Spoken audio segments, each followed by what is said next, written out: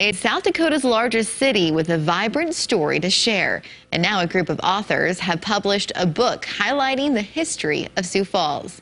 KELOLAND's Carter Schmidt shares the story from tonight's launch party. Good evening, Carter. Good evening, Bridget. The book is titled The City of Hustle and is an anthology including a variety of stories written by 49 different people in the community. The idea for the book came about in 2019. They had an official launch event tonight at Zambro's Variety in downtown Sioux Falls. My friend and co-editor John Lauk and I were sitting around and we were thinking about how many great writers are in this city, and we were thinking about the great sort of unknown stories that are a part of this city. They grabbed a napkin and started brainstorming. We happened to be at a bar at the time, and we started to write down all of these different sort of topics. And as we wrote down topics and thought about writers that might be interested in pursuing those topics, we realized that we might have an anthology on our hands. The topics covered stretch far and wide. We've got people that have been involved in the banking sector, writing about banking.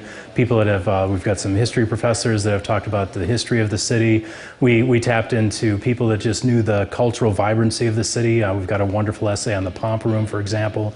Someone else wrote about McGovern's ending presidential bid here at the Holiday Inn on 1972. So there's this wide range of stories. Doug Hayek, who is a banking lawyer and has been involved with the banking industry since 1972, is a writer in the book. It's been a lot of fun to contribute, and there are a lot of very interesting stories in this anthology.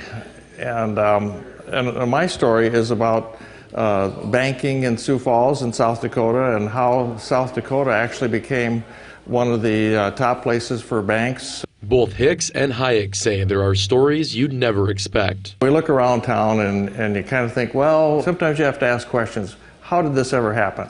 How is this here and this here? And it's, you know, this tells a story for how these things happened. I think even if you think you know this city really well, I challenge you to pick up this book and not be surprised by some of the stories you discover. You can buy the book at Zambro's, the Center for Western Studies at Augustana, and bookstores. Thank you, Carter. Well, it's been